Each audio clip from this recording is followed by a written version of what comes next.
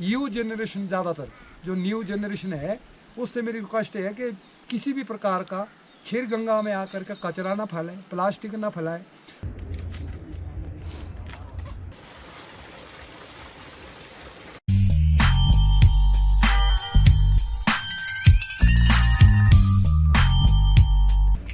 तो हमको होटल मिल गया है।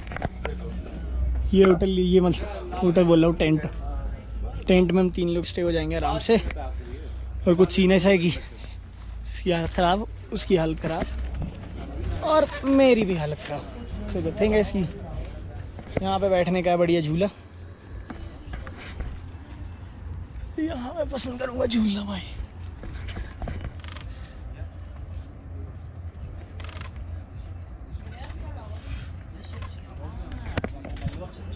फाइनली भाई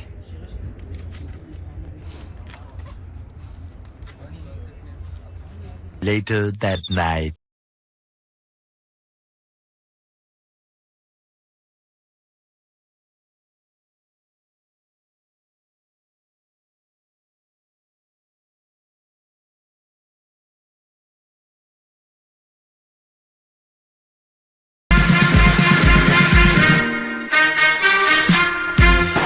सो गाइस, बहुत सारी बोरी आज है खीर गंगा में और हम जा रहे हैं कुंड में नहाने।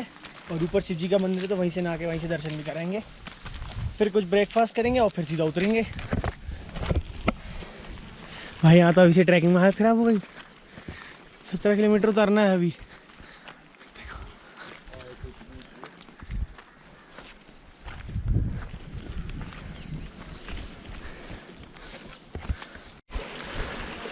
कितनी दूर है भाई?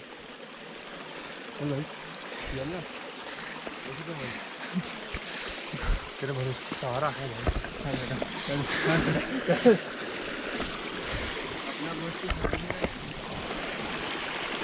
ट्रैकिंग खत्म काहे नहीं होता है बे? नहाना इम्पोर्टेंट है क्या? तो कुछ ऐसा है खीर गंगा कुंड और ऊपर खीर गंगा मंदिर। फिर ऊपर आने के लिए भी तो चढ़ना पड़ता है और हमारे टेंट है वो। कुंड में आने से पहले इधर तुमको नहाना है, फिर तुमको कुंड में जाना है।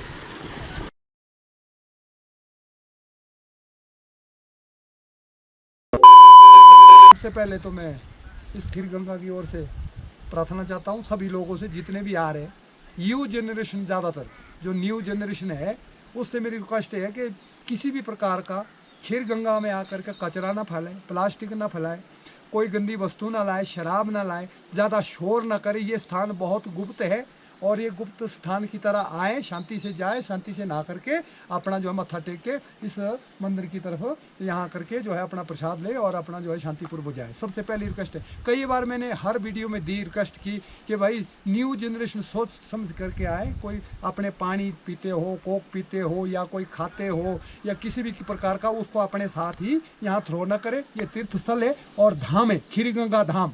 अब मैं इसकी स्टोरी बताता हूँ आपको, खीर गंगा धाम कैसे है। पार्वती कहती है पूरे ढंग से सुनना, पूरे ढंग से समझना और वीडियो को लाइक करना है सबने, जो जितनी भी जनरेशन सुनेगी। तो भूटान से चल के मैं आई हूँ मानसरोवर, माता पार्वती कहती है ये दोहा। जी जी। भूटान से चल के मैं मानसरोवर आई, मानसरोवर से मैं चल के मानतलाई पहुंची, मानतलाई से चल के मैं यहाँ पर आकर के दूध की गंगा भाई परशुराम ने इसका नाम खीर गंगा कहाई। अब इसका एग्जाम्पल ये है तो इसका उत्तर ये है कि माता पार्वती जब वो बच्चों दोनों लेने गई थी, जब कार्तिकेय ने ताड़कासुर को ख़त्म किया था भूटान की दिशा में, ख़त्म जैसे उसकी सेना ख़त्म करके लास्ट पॉइंट जो रणभूमि का था वो भूटान की दिशा में कहती है माता पार्वती के ख़त्म हुआ था युद्ध। तो इस करके फिर श्रीखंड यहीं से पड़ता है हमारे इस दिशा में, ऊपरी तरफ श्रीखंड महादेव, जहाँ भगवान और रावण ने 10 सिर काटे। तो वहाँ पर माता पार्वती विराजमान थी कि चलिए स्वामी जी हम अपने बच्चों को लाएंगे, कार्तिक का उलक्ष्य खत्म हो गया, अब वो खत्म है, अब देखें उसका हाल चाल ठीक है, राजी है, मौजी है, या कोई उसको चोट तो नहीं आई, हानि तो नहीं आई, रणभूमि में इतने साल अकेला लड़ता रहा। तो शिव जी ने कहा चलो चलते हैं। तब बोला पार्वती वहाँ भूटान में कि स्वामी जी अब इसका लक्ष्य पूरा हो गया, पहले चरण की बात। जैसा बोला माता पार्वती ने दोहे में कि पहले यहाँ से चल के यहाँ से चल के यहाँ से चल के यहाँ ही तो मैंने यहाँ कर दूध की गंगा भाई। तो शिव जी ने बोला आगे देखेंगे, पहला चरण, फिर आगे दे दिया, फिर मानसरोवर पहुंचे, मानसरोवर में फिर कहा पार्वती ने कि ये स्थान अच्छा है, इनको अपना अपना स्थान दे दीजिए कि नहीं आगे देखेंगे। अच्छा मानतलाई पहुंचे, जो रिवर ये चल रहा है पार्वती रिवर, ये मानतलाई से स्टार्ट है। अच्छा 4-5 हज़ार मीटर की हाइट पर एक बहुत बड़ी झील है जो कि मतलब 3 किलोमीटर का एरिया, तो उस जगह का नाम है मानतलाई। तो वहाँ पर माता पार्वती ने 11,000 साल तपस्या भी की थी।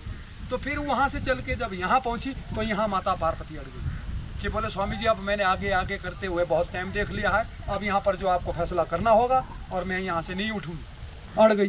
तो शिव जी ने बोला अब तो पार्वती अड़ गई, अब तो करना पड़ेगा। ठीक है, शिव जी ने कहा ठीक है आओ दोनों बच्चे मेरे पास, कि आगे कार्तिक भी आ गए, गणेश भी आ गए, कि जाओ जो पृथ्वी की परिक्रमा सबसे पहले करके आ गए उसको प्रथम पूजन स्थान दिया जाएगा, दूसरा स्थान। तब चलिए स्टोरी पहले चरण की, कि जब वो कार्तिक ने फट करके जो है ना सुन कर जो अपने मोर पर बैठ कर निकले। हाँ हाँ। और गणेश जी ने गणेश जी जब बैठे थे, चूहे ने बोला भाई, और गणेश ने बोला चूहे को भाई क्या है, हम चलते हैं, हम गुड़ू गुड़ू करके नीचे से आएंगे। बोले कोई बात नहीं, आप कहाँ खोपड़ी है। चूहे ने बोला कि इस जगह के माता पिता तू यहीं रहे और मैं जाता हूँ। तो चूहे ने की थी कार्तिक के साथ परिक्रमा और गणेश जी बैठे थे यहीं। तो उस प्रकार से जो है जब वो पूर्वी दिशा से वापस आए, चूहा भी आया और वो भी आए। तो जब मूषा भी इकट्ठे आ गए तो उसने बोला था चूहे ने भाई उसको, भाई जब मैं 2 कदम आगे होगा कार्तिक से, लेकिन आपने उतने को अपने चक्कर काट देना है। तो ऐसा करके चक्कर काट करके जो है ततस्तु करके जो है गणपति जी को 2 बेटियां थी किसी ऋषिगण की, रिधि और सिद्धि। कई तो कहते हैं शादी हुई, शादी नहीं हुई थी, वो थी विधि पूर्वक शक्तियां हैं वो उसको सौंपा गई कि जा रिधि और सिद्धि और विधि पूर्वक गणपति देवा का जो भी जहाँ भी जाए वो प्रथम पूजन होगा। ठीक है। अच्छा जब कार्तिक उतरे, कार्तिक को पड़ गया बहम कि यहाँ पर जो है ये भाई तो नहीं गया और मेरे को जो है पृथ्वी की परिक्रमा करने के लिए भेज दिया। तो क्रोधित हो गया। जब थल नीचे उतरा कि माता पिता मैं चला, बस कहाँ चला? पार्वती बोले स्वामी जी गड़बड़ है, कुछ गुस्से में बचा। बोले तेरी यात्रा सफल हुई। कार्तिक जी क्यों गुस्से में हो? यात्रा सफल रही, कोई तकलीफ तो नहीं रास्ते में? जैसे हम पूछते हैं कि भाई कोई यात्रा सफल रही, खीरी गंगा का जो रहा ठीक रहा, धर्मस्थल जो भी है, जो भी कुछ देखा आपने?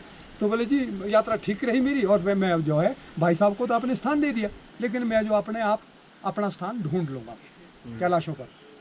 कि भाई ठीक है। आप पार्वती बोले स्वामी जी मना लो, ये तो छोड़ करके जा रहा हमारे। तो जब छोड़ कर जा रहा था तब मनाया था उसको यहाँ पर कि भाई जाओ बच्चा, एक शर्त रखेंगे हम तीनों, झगड़ा हम तीनों में है ना? कि जी हाँ ठीक है, चलो हम तीनों करते हैं तपस्या 11 हज़ार साल की, और कोई खाएगा पिएगा नहीं। शिव जी ने बोला क्या मंजूर है तुझे? कार्तिक को बोला। बोले ठीक है माता पिता, पर उसके बाद इस बात का फैसला होगा। अगर हम सच्चे होंगे तो हमारी बात माननी होगी आप, अगर आप सच्चे होंगे तो हम आपकी बात मानेंगे। क्योंकि वो सीधी उंगली से मानने वाला था, वो जो बैम था ना उसको कैसे निकालना है और कैसे करना है, तो वो मानने वाला था, उसको गुस्सा था, क्रोधी था। तो उस करके जो कहा ठीक है जी माता पिता मुझे मंजूर है। बोले तेरे लिए स्थान होगा, यहाँ पक्का स्थान तेरे लिए, और मैं करूँगा। शिव जी ने बोला श्रीखंड में, माता पार्वती जो है आपकी वो करेगी मानतलाई। तीनों बांटे गए। तो खाना पीना बंद हो गया, निराहार निराकार, कोई जल वायु कुछ नहीं, ना घास पत्ती कुछ नहीं, कोई चीज़ नहीं खाएंगे। कि ठीक है भाई। पार्वती बोले भाई आपने तो इसको बंद करवा दिया खाना पीना, लेकिन कुछ बच्चा मतलब कुछ नहीं देना, कुछ नहीं देने का। तो पार्वती ने सोचा मैं माँ का कुछ देना था मैंने अपनी तरफ से। अब भाई माँ की बात, घर में भी देखना बच्चा कहीं छोड़ते तो माँ फिर भी कुछ ना कुछ अपनी तरफ से दे देती। उसने सोचा और तो कह दूंगी मैं। अब स्वामी जी ने तो बंद करवा दिया, मैं दूध तो दे सकती हूँ माँ का। तब उसने त्रिशूल मारा जमीन पर, ये कहीं से नहीं आ रहा है, ये जमीन से आ रहा, अंदर का तो पता नहीं, लेकिन जमीन पर बगाड़ा तो दूध की धारा बहा दी कि जा बेटा तेरे लिए मैंने 11 हज़ार साल के लिए ये दूध की गंगा भाई। शिव पुराण में इसका 2 लाइन का उच्चारण है। तो इस करके फिर जो है फिर शिव जी ने बोला है क्या किया आपने पार्वती? जिस काम का मुझे डर था वही तैने किया कि स्वामी जी मैंने 11 हज़ार साल के लिए बच्चे के लिए पीने के लिए दिया माँ का दूध, मैंने और कुछ नहीं किया। वो दिए तो दिए, लेकिन इसका परिणाम जानती तो आगे कलयुग में कैसा होगा? बोले स्वामी जी मैं कुछ नहीं जानती हूँ, मैंने माँ का दूध दिया, इसको निशानी दी है, और ये मेरे साथ जो है यहाँ खाता पीता रहेगा दूध को, और मैं इसके तपस्या को जो वह मैं खत्म करना चाहती हूँ और ये पूर्ण हो जाए। ठीक है, चला गया अपने अपने स्थान पर। 11,000 साल तक ना शिव जी मिले, ना पार्वती मिली, ना कार्तिक मिले। देवता गण सृष्टि में हाहाकार मच गया। कैसे भाई यार, शिव जी को हुआ क्या, भोलेनाथ को गायब हो गए और पार्वती भी गायब हो गई, ये क्या चक्कर होगा? उनको कोई पता नहीं है। 33 करोड़ देवी देवता है हमारे हिंदुस्तान में और 88,000 ऋषि है, उसमें से एक ऋषि है परशुराम। वो अकेला रहता ज़्यादा, वो नहीं साथ में मिलता है, नहीं तो कुछ कर देता है। तो इसलिए जो है, हाँ, तो इसलिए जो हर सा रख के चलते हैं ना पूरे टाइम वो। हाँ, वैसे मैं कह रहा हूँ, हाँ, हाँ, हाँ। 88 तो हमारे पूरे चलते हैं ग्रुप के, लेकिन उसमें से परशुराम जी अकेले वो है चलते हैं। अकेला, उसकी गिनती अलग है। परशुराम जी को अमर होने का भी वरदान सब कुछ है भाई, 21 बार श्रृंगार किया संसार का, ऐसे थोड़े थोड़े, विष्णु अवतार है स्वयं। तो जब उस तरीके से जो हुआ कि चला गए, ठीक है जी, डेट फिक्स है, तो देवतागण हैरान हो गए, ऋषिगण हैरान हो गए कि भाई क्या चक्कर है, ये समझ में ही नहीं आ रही। तपस्या में बैठे हो गए, लीन, काम रुक गए, सृष्टि के काम रुक गए, शिव जी को पूछना, माता को पूछना, जगत जननी के वो सारे रुक गए। 11,000 साल तक परेशान हो गए देवता।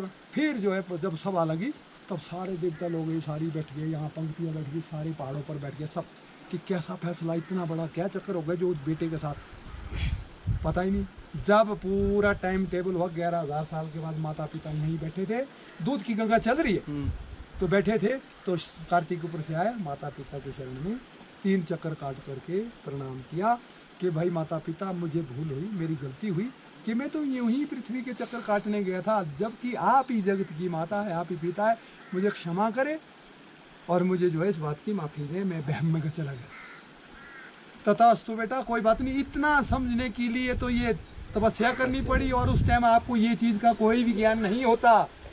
तो ठीक है जी, माता पिता जो आ गया, बोलो आप कि जा बेटा, 33 करोड़ देवताओं का सेनापति, स्वर्गलोक में तेरा स्थान है, देवता जो करेंगे और तू मुखिया होगा। मुखिया का मतलब जैसा एक किस्म का जज होता, फैसला देते हैं कि हाँ इससे ऐसा करना, देवगण चलाने के। अरे एक तो हो गया पृथ्वी का, हो गई खत्म बात, चला गए, झगड़ा खत्म, अपने अपने स्थान ग्रहण। फिर कहा पार्वती, ये दूध गंगा जो है कलयुग आने वाला है, इसमें जो है लोग बिजनेस करेंगे, आपस में झगड़ा करेंगे, कोई कब्जा कास्ट हो जाएगी, ये दूध तो तेरा बहता रहेगा, इसको बंद करना है। कि स्वामी जी देखो, देवतागण है, ऋषिगण है, पूछ लीजिए। देवतागण बोले माँ का दूध, हम कुछ नहीं कर सकते। ऋषिगण बोले माँ का दूध है, इसको हम कुछ नहीं कर सकते। सारे मुकर गए, बिल्कुल बंद हो गए कि भाई हम कुछ नहीं कर सकते, इसके प्रति ये शक्ति द्वारा उत्पत्ति है, तो हमारी शक्ति तो इसके आगे कुछ भी नहीं है। बात चली शक्ति की, अब कौन बंद करने वाला है? तो स्वामी जी आप ही करिए। माता पार्वती बोले स्वामी जी आप घटीबादी जो है शिव जी देखेगा, जो भी कुछ है शिव जी देखेगा। अब शिव जी ने बोला मेरे पास भी इसका चारा नहीं है, एक इलाज है, वो परशुराम कर सकता तो कर सकता, नहीं तो किसी की बात नहीं। ये तो पार्वती बहुत बड़ा अन्याय हो जाएगा, कलयुग में लोग आएंगे और यहाँ पर जो है इसका बिजनेस हो जाएगा। कि ठीक है स्वामी जी आप करिए, देखो बोला मैं परशुराम को लगाता हूँ, अगर वो करेगा। तब जली लीला शिव जी की, अब चली लीला शक्ति द्वारा प्रयोग, तो शिव वो आए, परशुराम जी आए, ऐसे वो लीला रची ना, जैसे लीला रची किसी का आना होता है, किसी का नहीं आना होता है, कई साल बाद आए। जैसे किसी ने पहुंच जाना, चाहे भले चाहे 4 बाजू से बीच पहुंच जाते हैं ना, जैसे वैसा ही समझ लो। तो उससे करके जो परशुराम जी आए, प्रणाम किया कि हे माँ जगत जननी, तेने संसार में सब कुछ दे दिया है, महापूर्णा, अन्नपूर्णा, जगत पूर्णा, काम रूपणी, देव रूपणी, जगत रूपणी, ब्राह्मणी रूपणी, सब रूप है तेरे में, लेकिन दूध भी तेने जो है धरती पर बहा दिया, माता जय हो गई। ऐसा करके प्रणाम किया, माथा टेका कि माता तू तो दयालु है, बड़ी अंतर्यामी है, चलो मैं इसकी खीर बनाता हूँ। उसने मिट्टी के बर्तन में खीर बनाई थी परशुराम ने, खीर प्रसाद होता हो, जैसे हम हलवा बनाए ना, आज संक्रांति है तो आज हलवा बनाए, मैं बांट रहा हूँ ना सबको, तो वैसा वो खीर बना रहा था। भाई भोलेनाथ को, वो उसने किसको देना, एक भोलेनाथ को कौली देनी, एक अपने लिए देनी। भोलेनाथ को तो सबसे पहले भोल को चढ़ाता था, क्योंकि उसका वो चेला है। तो उसने जब हंडी उठाई वो गिर गई, हाथ से छूट पड़ी, फट गई। वो थी शरण, वो शिव जी की लीला थी ना, उसको लगा किसी ने मेरे को धक्का दे करके मेरे गिरा दिया। वो चिल्लाने लगा, उसको क्रोध दिलाना था ना शिव जी ने। हाँ, क्रोध कैसे करना, ये लीला थी। हाँ लीला थी, लीला देखो अब कैसी कैसी चली। गुस्सा दिलाने के लिए, गुस्सा दिलाने के चक्कर में था, अगर गुस्सा आएगा तो उसने श्राप देना, और कोई चारा नहीं था उसमें बंद करने का। हाँ बंद करने का ना, भगवान की लीला तो कैसे, वो धक्का भी भगवान ने दिया, भगवान ने दिया, और उसको पता नहीं लगा। वो समझा कोई दैत्य आया मेरे सामने या कोई राक्षस आया, वो कौन है, मेरे सामने क्यों नहीं आता है। परशुराम बोले मेरे प्रसाद को ठोकर मार के चला जाता है। उसको पता लग गया ना भाई, ठोकर मारी मेरे को, भाई ठोकर मारी, लेकिन ये नहीं पता चला किसने मारी, किसने मारी। तो क्रोध आ गया, क्रोध आ गया, सामने कोई आया नहीं। शिव जी ने बोला इसका ध्यान तो भटक गया भाई इस तरफ से, क्यों ना दोबारा जाऊं। और शिव जी फिर से आ गए कि उसका ध्यान उधर डालने के लिए कि परशुराम जी क्यों अब क्यों चिल्ला रहे इतनी जोर से, कि स्वामी जी मेरे प्रसाद को ठोकर मार के किसी ने गिरा दिया, ये पत्नी कहाँ है, कौन है, क्या है। बोले तेरे प्रसाद को किसी ने ठोकर मारनी। बोले स्वामी जी मैंने एक आपके लिए बनाया था, अपने लिए बनाया था, माँ के उसका खीर बनाई थी मैंने दूध की, तेरे प्रसाद को किसी ने ठोकर नहीं मार सकता है, इसने तेरे साथ शासन नहीं किए। फिर उसका ध्यान जो है वहाँ ठोक दिया कि स्वामी जी माँ का दूध है। इसने कहा को मैंने प्रणाम किया, आदर संस्कार दिए, सब कुछ किया मैंने, कि फिर भी तो अंतर ध्यान लगा के देख ले। जब अंतर ध्यान किया उसने, अब मानना पड़ा, गुरु का तो मानना पड़ा ना उसको, तब अंतर ध्यान किया तो भगवान ने एक ऐसी लीला रचा दी, 12 साल की कन्या जो है दूध में खड़ी कर दी, 12 साल की कन्या फट से कर दी खड़ी। और भगवान तो भगवान है, उसने तो लीला ऐसी रचाई कि परशुराम को नजर आई कि हो 12 साल की कन्या इसने मेरे साथ छल किया। उसने बोला ही परशुराम जी तेरे प्रसाद को मैंने ठोकर मार के गिरा दिया, तेरे को पता नहीं चला। बोले तेने मेरे साथ इतना बड़ा छल किया, ओहो मैं तो किसी दैत्य को ढूंढ रहा, या तो मैं किसी राक्षसगण को ढूंढ रहा हूँ, और तेने किया मेरे साथ इतना बड़ा छल। जा मैं तेरे को आज के बाद, वो गुस्सा और हो गया ना, वो क्रोधित ज्यादा हो गया, तब वो शिव जी भूल गया, वो साइड में वो शिव जी यहीं खड़ा है, वो देख रहा भाई हाँ अब जो है थोड़ा और बढ़ गया, तो जा मैं तेरे को श्राप देता हूँ, कलयुग में तू पानी की तरह बहनी चाहिए और मलाई की तरह तेरे चिथड़े होने चाहिए, और तेरा नाम जो है यही परशुराम जो खीर तेने ठोकर मारी इसी नाम से तू प्रसिद्ध होनी चाहिए, और तेरा दूध गंगा जो है गुप्त नाम रहना चाहिए। जब सतयुग आएगा तो तब तो दोबारा से दूध गंगा प्रकट होनी चाहिए। उसने दिया भी और तोड़ा भी, तो फिर से दूध गंगा होनी चाहिए। तो ये दिया था परशुराम ने श्राप, खीर बनाई थी एक प्रसाद तौर परशुराम ने, उसने इसका नाम, इसके नाम है दो, एक दूध गंगा है, एक खीर गंगा। खीर गंगा परशुराम ने दिया चेंज करने के लिए, और दूध गंगा दूध गंगा जो है उसको दी गई, कार्तिक ने पिया माँ का दूध। तो ये मलाई तब से, दूध की मलाई तो होती होती, खीर नहीं बनाई थी माता ने। ये तो लोगों की गलत फहमी है, वो लोग ऐसा मत समझे भाई खीर है फलाना है।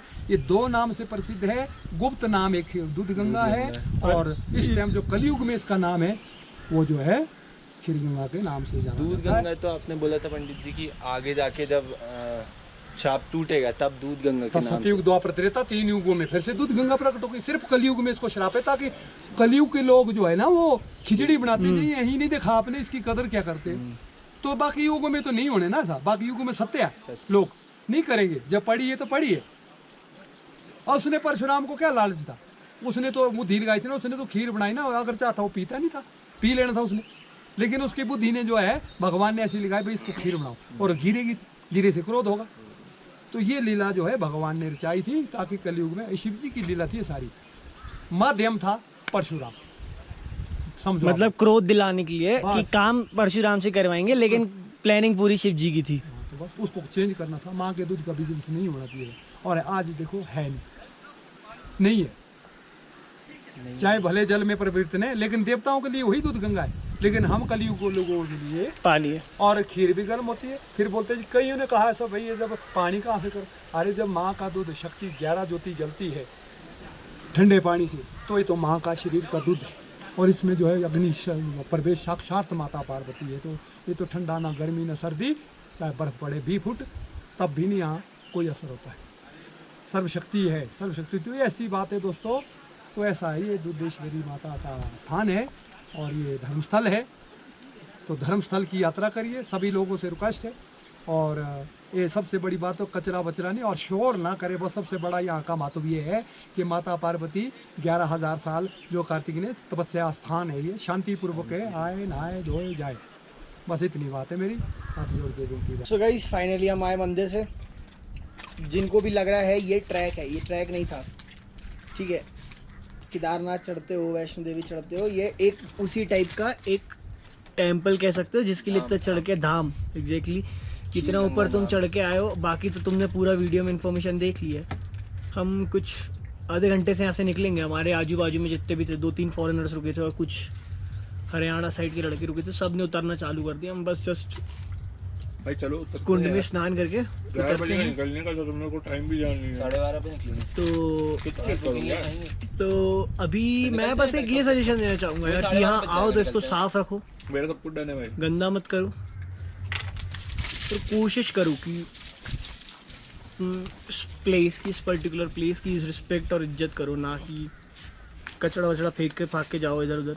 मतलब हमने भी करा है रास्ते, पानी की बोतल फेंक आई है ये वो, बट यहाँ आने के बाद पता चला कि नहीं कर रहा था, या क्यों ऐसा सीन है।